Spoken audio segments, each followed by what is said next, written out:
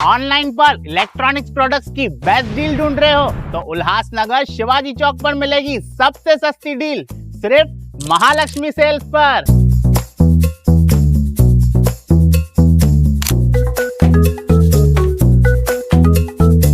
यहाँ पर अवेलेबल है प्रीमियम टीवी,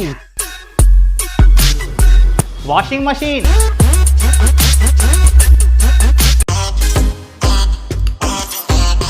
फ्रिज में भी बहुत सारे ऑप्शंस मिल जाएंगे, double door and single door में भी। AC, air cooler, digi cooler, deep freezer, आटा चक्की, laptop, water purifier, home theatre, inverter, batteries. Best offers के लिए विजिट कीजिए महालक्ष्मी सेल्स, शिवाजी चौक, उल्लासनगर 3।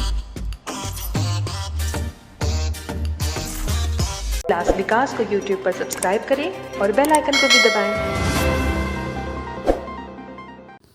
अंबरनाथ में आगामी 20 दिसंबर को मतदान होने जा रहा है।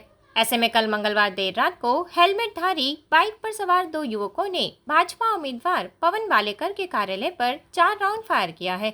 इस फायरिंग में किसी के हताहत की खबर नहीं है, लेकिन भाजपा उम्मीदवार पवन वालेकर ने आरोप लगाया है कि शिवसेना नेता अरविंद वालेकर, राजू वालेकर इस फायरिंग के पीछे है। इस फायरिंग से शहर में दहशत का माहौल है। वहीं कानून व्यवस्था पर भी सवाल उठाए जा रहे हैं, क्योंकि आज अंबरनाथ शहर में मुख्यमंत्री देवेंद्र फडणवीस की प्रचार सभा का आयोजन किया गया है। यह घटना सीसीटीवी कैमरे में कैद हो गई है। पुलिस हमलावर को ढूंढने का प्रयास कर रहे हैं। इस फायरिंग का असर चुनाव पर भी देखने को मिलेगा। ब्यूरो रिपोर्ट, अंबरनाथ, उल्हास विकास। रात्री 12:15 सुमारास ही घटना आहे आणि आम्ही इथं FIR द्यायला आलो होतो आमची, तर ती आमच्या हिशोबाने घेतली नाही म्हणून आम्ही या आंदोलनाला बसलोय। मला जो संशय आहे तो राजू वाळेकर, अरविंद वाळेकर आणि निखिल वाळेकर वरती आहे। गोळीबार झाला हे काही अंबरनाथसाठी नवीन गोष्ट नाहीये। आमचा प्रचाराचा मुद्दा सुद्धा हाच आहे, भ्रष्टाचार आणि दहशतमुक्त अंबरनाथ मुक्त अंबरनाथ करण्याचाच आमचा प्रचाराचा मुद्दा आहे। तरी पण हे म्हणतात की असं नाही तसं नाही, जी काही घटना घडली 6 राऊंड फायर केल्याच्या नंतर सुद्धा पोलीस जर समजा फिर्याद घेत नसतील, आणि फिर्याद आमची आहे, आम्ही सांगतो तशी फिर्याद त्यांनी घेतली पाहिजे। आम्ही थोडी सांगतो की हे खोटी काही देतो। खोटी जर आमची फिर्याद असेल तर त्यांनी आमच्यावर प्रोसिक्युशन करावं, ते कायदा आहे, किंवा आमच्या विरुद्ध खटला दाखल करावा। आणि असं असताना सुद्धा जर पोलीस आमचं फिर्याद त्यांच्या म्हणण्याप्रमाणे द्यायची असेल तर त्या गुन्ह्यात काय अर्थ आहे? याच्या आधी सुद्धा 2-3 वेळा असेच अटेम्प्ट झालेले आहे, त्याची साधी फिर्याद सुद्धा घेतलेली नाही।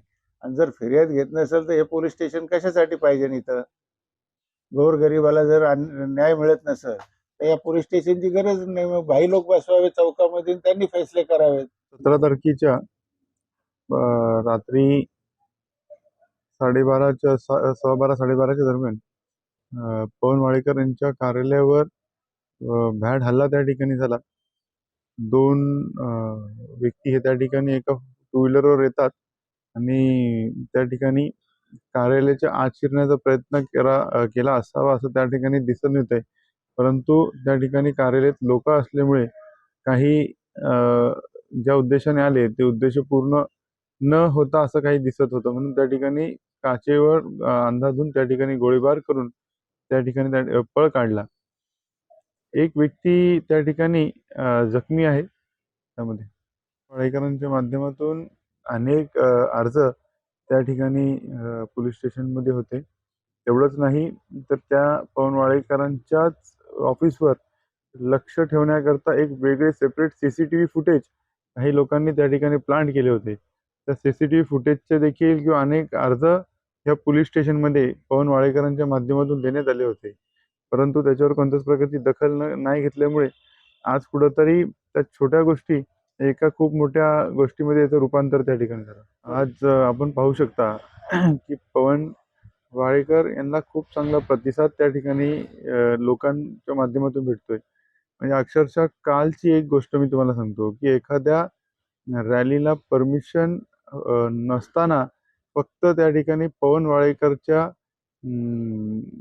सभेला गर्दी जाऊ नये म्हणून त्या सभेच्या रस्त्याच्या मधोमध त्या ठिकाणी स्टेज टाकण्यात आले। त्या ठिकाणी कार्यक्रम घेण्याचं एक ढोंग त्या ठिकाणी करण्यात आलं का त्या ठिकाणी लोकांना घाबरवण्याचा प्रयत्न त्या ठिकाणी करण्यात आला.